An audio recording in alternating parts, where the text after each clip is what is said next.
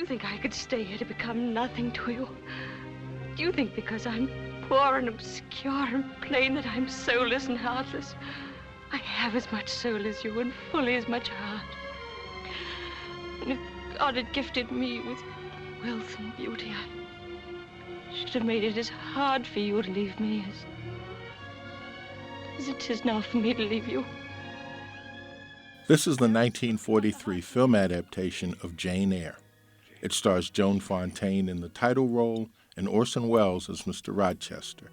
It may be the best known of the many movie and television adaptations of the book, which was written by Charlotte Bronte. It was first published in 1847.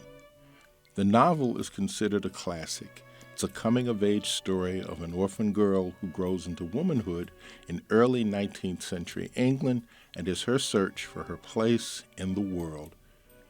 There have been many theatrical productions of Jane Eyre as well. The latest is currently on stage at the Milwaukee Rep through May 21st. I wish I were a little better match to complete the picture. Tell me, fairy as you are, can't you give me a charm and make me handsome? It would be past the power of magic.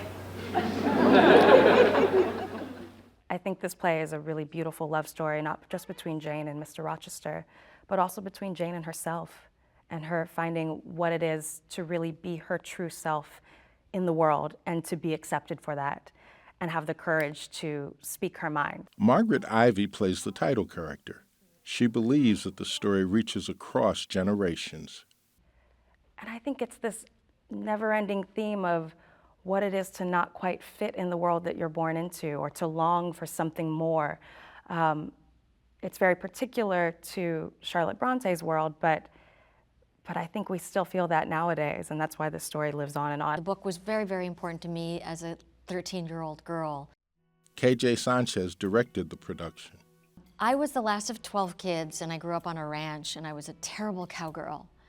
And I was a little bit chubby and a little bit weird, and I didn't have very many friends, and I didn't know how to be graceful and cute and flirty and all the things that you were supposed to learn to do at that age. I didn't know how to do my hair, and I didn't know how to do my makeup. And I felt like a weirdo, and then I read that book, and Jane Eyre was everything to me because she was me. She was a young woman who wasn't afraid to speak her mind, who didn't know how to play by the rules of the time and is punished for it.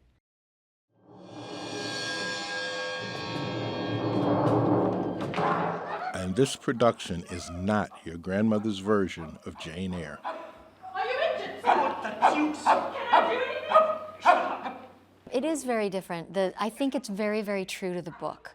The intentions and what Charlotte Bronte was doing with the book is all on stage.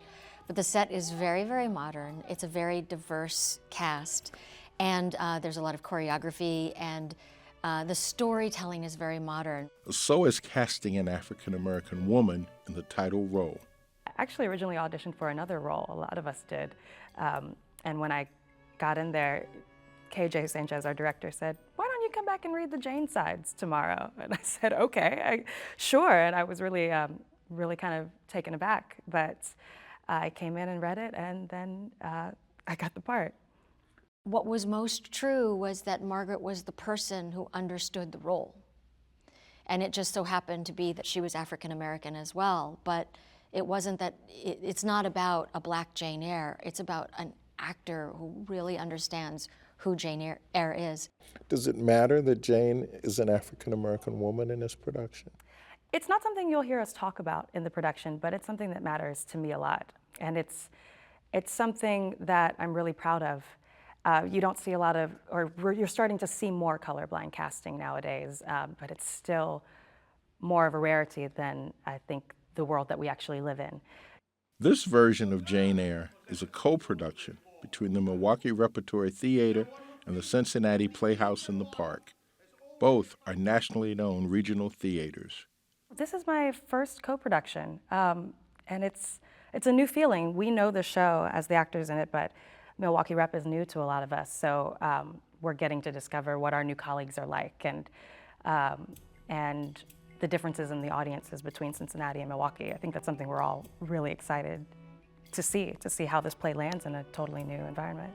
And I think it's just embedded in everything that we do in our society today, from social media to flash mobs to ride sharing, is that we're learning to share. And the value of learning to share is that these two Tony Award-winning towers of theater, very important regional theaters in the country, can pool our resources so that we can have better budgets, we can have a greater talent pool, and we can make the work better for both audiences, and we don't have any hang-ups about ego of who owns it and who doesn't.